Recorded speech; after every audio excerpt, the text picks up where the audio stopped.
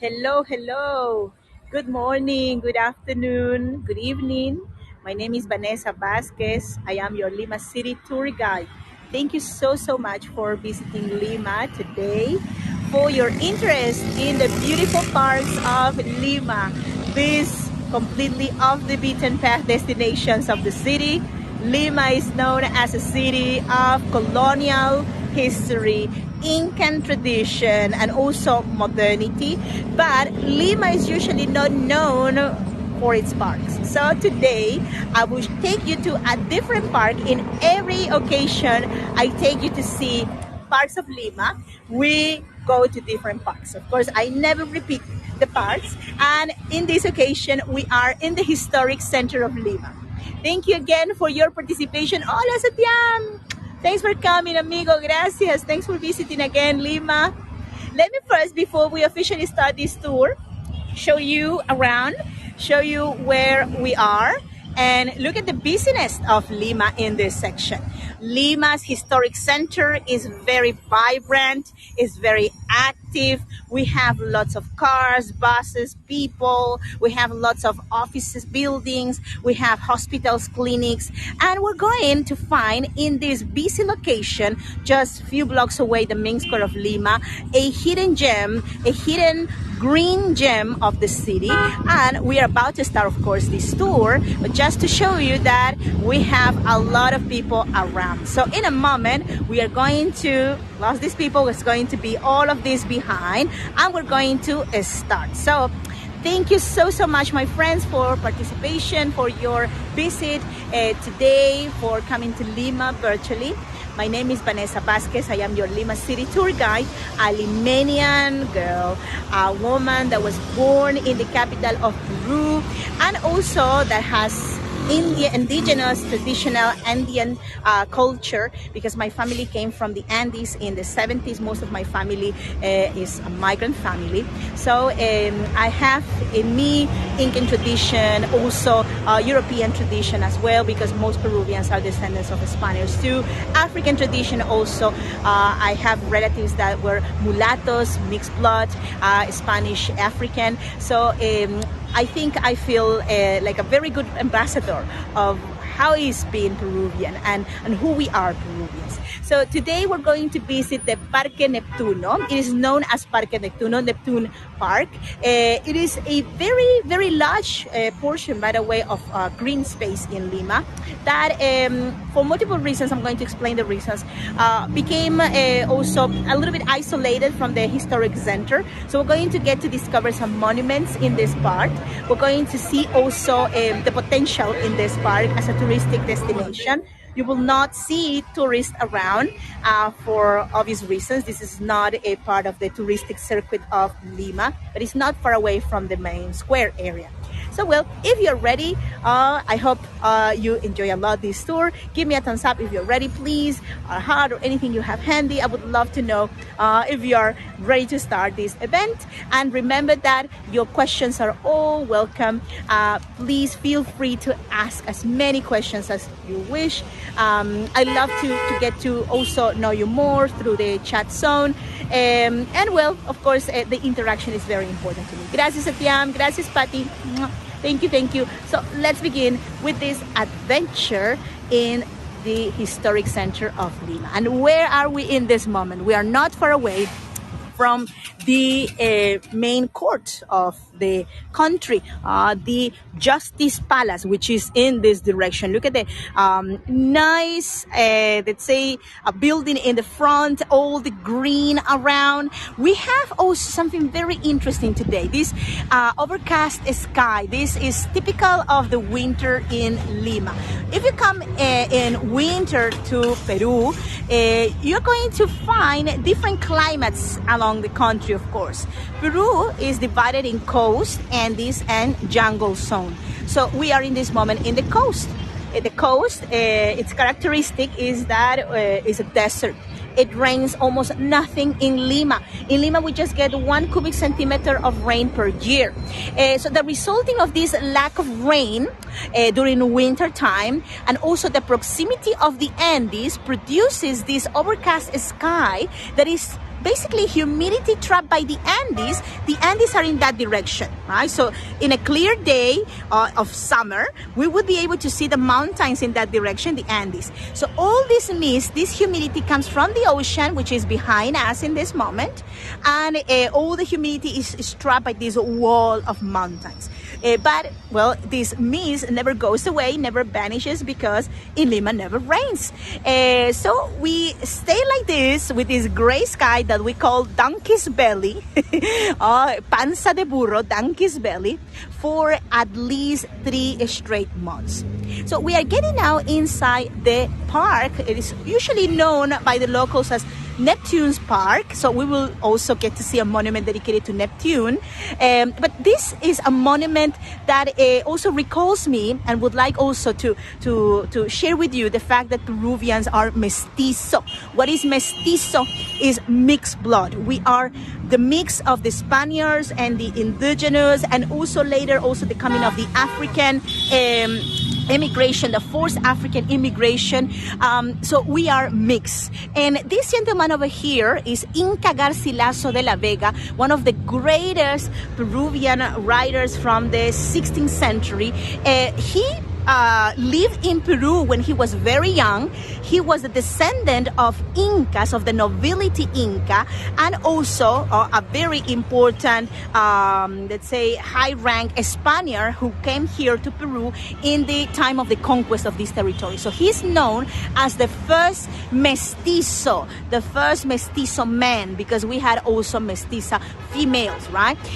So this is considered to be, this person, one of the most important writers also of his days, because in his book, The Royal Commentaries of the Incas, which you can find also online, there are many very good translations into English of his book, bestseller of his days. He portrays how life was in Peru before the times of the Spaniards, right? From his memories, from his memoirs, from all the information his relatives gave him, and also, well, his impressions, his own impressions about, well, the early times of the conquest. So I think it's very important for you to read the Royal Commentaries of the Incas from Inca Garcia de la Vega if you ever want to come to Peru and be prepared to understand how was life before the Spaniards, right? And also, as we keep walking, let me also remind you that Lima lays on a desert, amigos. We are on a desert. So it means that it rains nothing in Lima almost. The capital of Peru has very, very big problems related with water obtainance.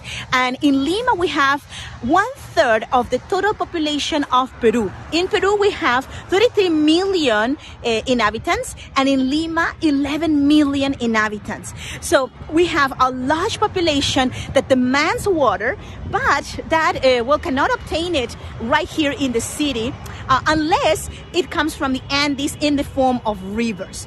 We have some really important rivers along the coast of Peru. We have 51 valleys from north to south in Peru. And here, the most important river of Lima is Rimac River. I will go in a moment to talk about the river and the water obtainance, but let's see also this couple of constructions over here. So, who can tell me which style is this one you see over here? I'm sure some of you live in the North Hemisphere, maybe North America. I see also Patty from Canada. Patty's from Canada. Thank you so much for joining. So Satyam, also my friend, you nailed it exactly. Brutalism. Yes, we have 2 brutalist buildings over here. This is not just one. This one here, my friends, is the only 5-star hotel of the historic center of Lima. This is the Sheraton Hotel. It was built in the year 1973. And the other building you see over here, right? This is another brutalist building, is called the Edificio Civicon, or the Civic Building. The Civic Building took 7 years to be finished. It was started in the year 1970 and was finished in 77. These two buildings were made during the times when we had military presidents in Peru, especially Velasco Alvarado, one of the most famous military presidents of the nation. So we have here the brutalism, which with the gray sky of Lima, I think it must have been very depressing back in those days when all the buildings, government buildings, were brutalistic. But I think we have a special attraction for gray color. For the brutalism, for example, was a very, very good alternative, cheap alternative. Most of you know that brutalism appeared after the Second World War as a response to build cheap with cheap materials or cheaper budgets, let's say constructions that were for the use of the government and also for, let's say, the use of the general public. So in our case, in the 70s, we had a military presidents, in particular Velasco, and we were sort of short with money. So brutalism became the best option. And you can see also that although this building is from the 70s, let's give a quick look also again to this building. Most people say that brutalism aged not so well, but you can see that because we don't have rain in Lima, well, it just really good. It's like it keeps like in a similar, let's say. You don't see big changes or a corruption of the material or the stain black, not at all, right? So now we're getting closer to this very impressive building, the Justice Palace, Palacio de Justicia. And the Palacio de Justicia, which is right across of this big avenue that you will see also plenty people there and cars. That is the access to the historic center of Lima, by the way. This building is very French in style. The style actually is what we call the eclectic style. You can see there the flag of Peru, right? The red, white, red flag. And the time when it was made, it was 1937. So this section here is very special of the historic center because most tourists, for example, when they come to the historic center of Lima in their tour buses, they pass on the bus along this avenue in that direction. The opposite is different direction, and they get into the historic center through that street. And they always get to see this amazing building over here. This is the French Palace, Palacio Frances, right? Also from the eclectic current. It is from 1919. Right? So nobody gets to come to this park over here, my friends. That's why I'm taking you to see the hidden gems of Lima in my series of parks of the city. In many occasions, most of my tour groups that I've taken to downtown Lima, they say, oh, but I think this is really cute. Why don't we go there? Oh, well, usually it's out of the program, out of the, let's say, the description of the tour itinerary. So we cannot do that. So here we are now getting again into the park, and we have also a very important construction that is coming. Just to remind you that the historic center of Lima was in the times of the, let's say, the colonial era inside a walled city. So Lima was a walled city. We had a big wall that I'm going to show you where it used to be. And all of this section used to have many houses, colonial style houses, which nowadays are gone, of course, because after the falling of the wall of Lima in the year 1871, 1872, the city needed to be changed in a way that will be more European style. And we are now seeing a museum. I'm going to move a little bit forward to show you better the front of this building. So the name of this building is Museo Italiano, or the Italian Museum. And in this museum, you're going to see also here, we have the only museum of Peru that is dedicated to a European collection of art, right? So this is the Museo de Arte Italiano, or Museo Italiano, and this is the museum dedicated to Italian art, in particular Italian art. And this beautiful construction is from the year 1923. right? So the museum was made to create a collection that will inspire also Peruvian artists, that will have the chance to see European art, not needing to go to Europe, for example. And also it shows you the connection between the Italian community and the Peruvian community, especially during the time of the early 20th century, when we had a large Italian immigration in Peru, consequence of the boom of the guano. The guano was this fertilizer that was exported to the world, especially to Europe and North America. Is the poop of the seabirds. We made a fortune in Peru from the exportation of this product. We're going to continue over here. And Peru was rich from one moment to another. Guano is a great fertilizer, right? So everybody wanted to buy the fertilizer of guano. And that's why many people were so rich. And in the group of people who were also very fitted from the guano boom were also many Italian immigrants who came in the mid 19th century and were able to invest in this business. Some of them were not really rich when they came here, but they made their fortunes thanks to this bonus, thanks to this boom of the guano. So the Italian community was very thanks to Peru for the opportunities that were given, for being so friendly with them. And that's why when we celebrated the first centennial of our independence in 1921, because our independence was declared in 1821, the Italian community decided to give us a present, and it was that beautiful museum, which you're finally seeing over here, just for that last glimpse. Also, this section is visited a lot by locals who are using the public transportation, the bus Metropolitano. So this, they say, connection, this path goes in direction to the underground bus station, which is located below the central park that you see over here, right? So just to give you an idea that this zone is even underground connected, my friends, and we have buses going to different parts of Lima from here, so that's why you see lots of also movement in this section, above and below the city.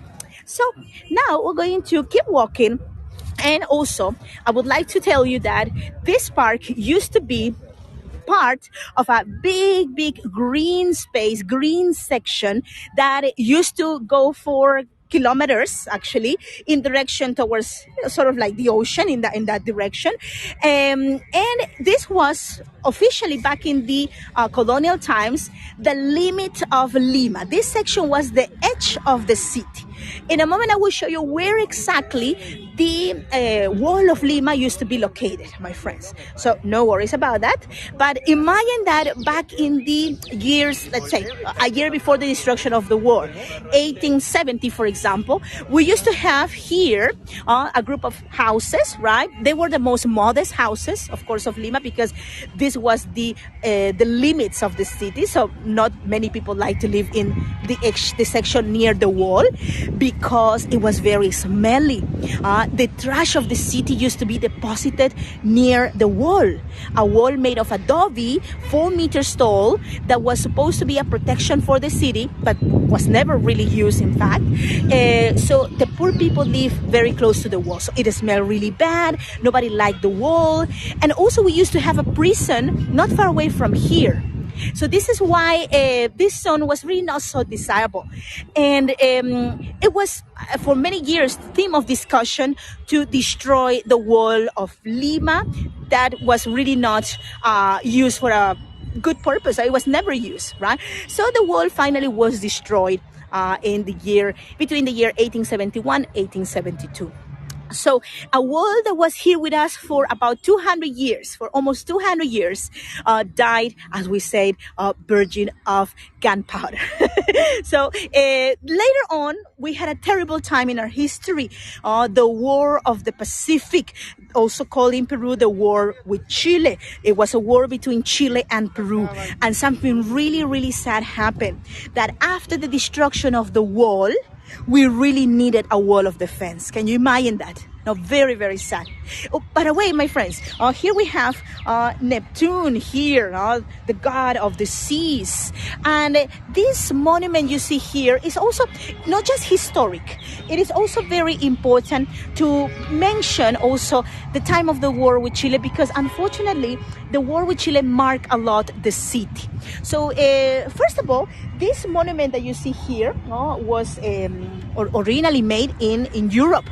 This type of monumental pieces were not made in Peru because, well, we did not have the quality of the artists, right, to do pieces like this. These were elements that were usually copied or paid to artisans in Europe, and usually there were committees of people who used to go in direction to Europe to find the best artists. Also, this piece of art was made in Europe at the end of the in the 70s, let's say, of the 19th century, at the end of the 19th century.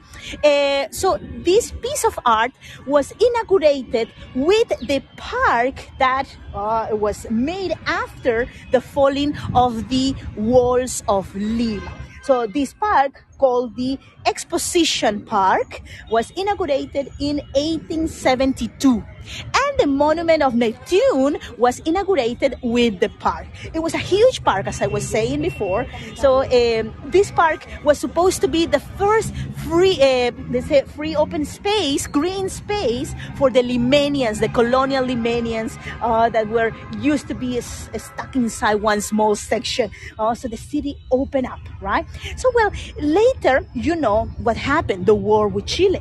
The war with Chile came to Peru, or started in Peru, in the limit between Chile and Peru, in the year 1879. So years after, in 1881, the Chilean troops came to Lima, and they took the city for 2 years.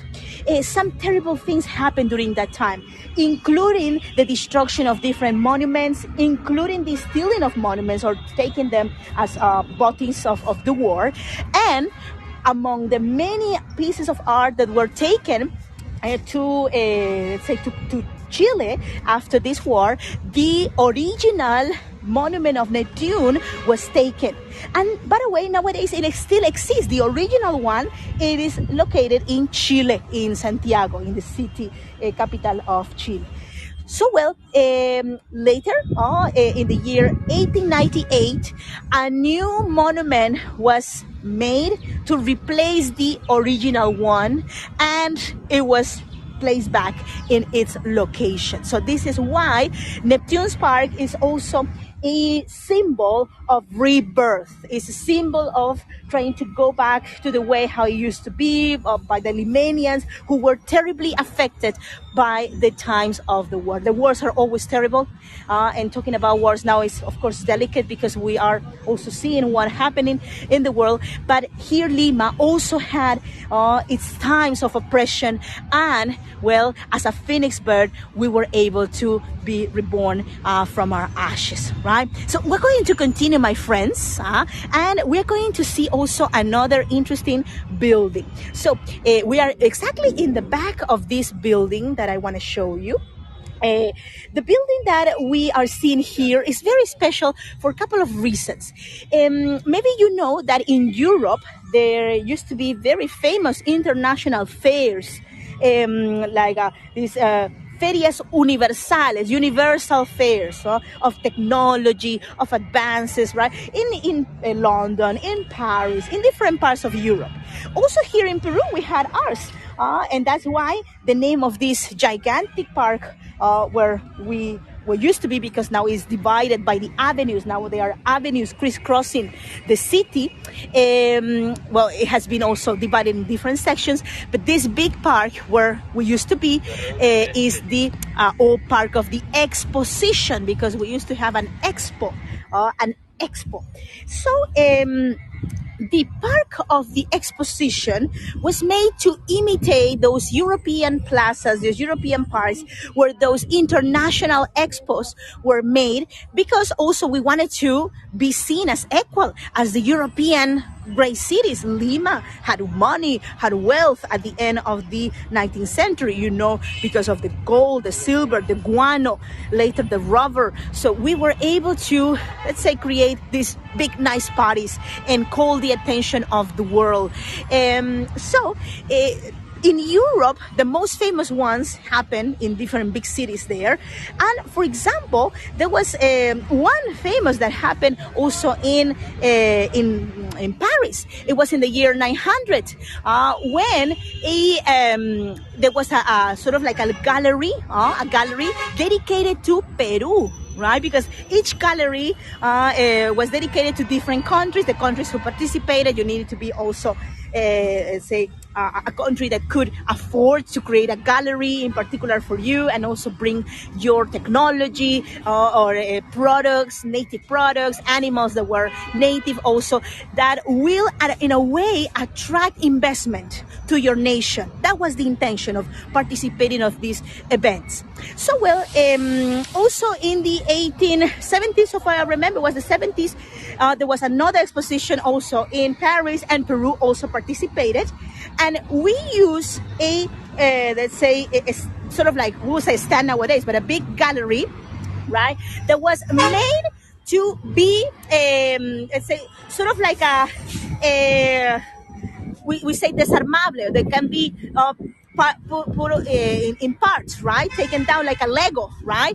So the idea was that this gallery, which was also a big investment of money, would be able to be separated, sort of like dismembered in a way, and taken to Peru later, right? Or it could be also given as a donation, for example, if Peru found it proper.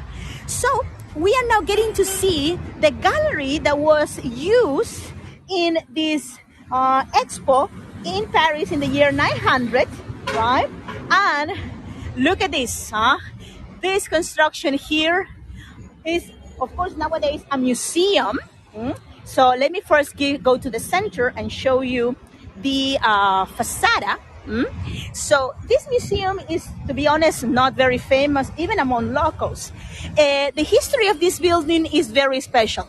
So remember that this construction was made to sort of like represent Peru. That's why we have the coat of arms of Peru over here, right? We have also Moorish elements, because Peru had also lots of Spanish influence, and including the Moorish style. We have also sort of like a Renaissance style in the facade, right? So this material that we see here is wood, right? Is bamboo. So these are elements that could be removed or cut in pieces. So in that way, they could be shipped to Peru again. Okay. So well, when Peru decided to bring this this construction back to Peru, a couple of years also after this expo of the year 900, arrived to Peru around the year 1904, and this building became a Banco de Sangre, or blood bank, I would say.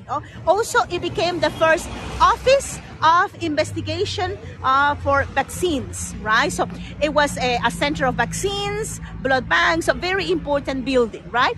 Later, it became the center of military studies. So now we see here a monument. It's a monument of very cheap access. And the construction is, as you can see, a place that is considered very important because of its origins, right?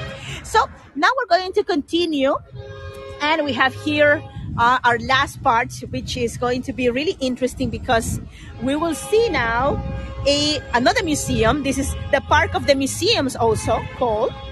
We have in the distance some really beautiful houses from the period of the 1880s, early to 20th century.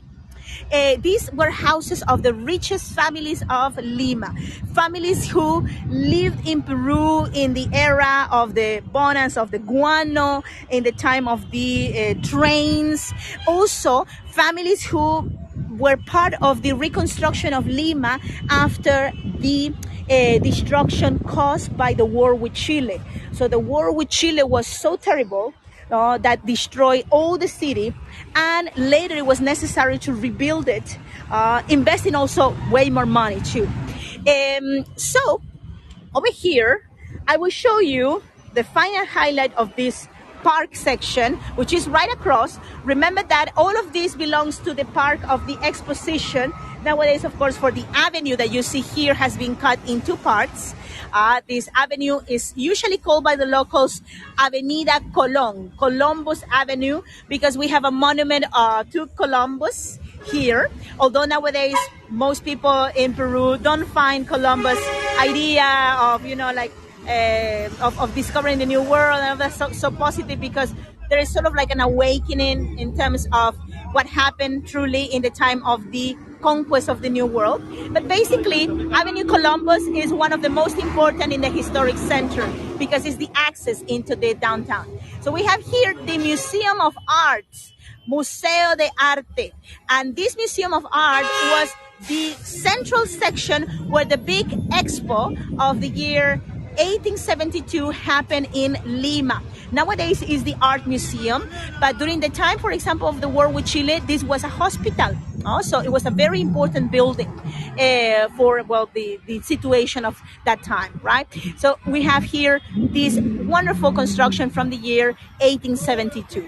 So we've been able to see a complete off the beaten path destination today, and well, be able to know a zone that is completely off the radar, of tourism, where only locals come. Sometimes even us locals don't notice really the beauty of our parks because we pass by very fast, because we are working, because we are going here and there, because the traffic is bad, right? You can see the traffic is really bad at this time. But well, we don't notice sometimes, we don't pay attention on the beauty of our parks. So that's why I'm making this series to show you through Heygo these amazing sites that are also very important to be taken care of by us and also visited by you.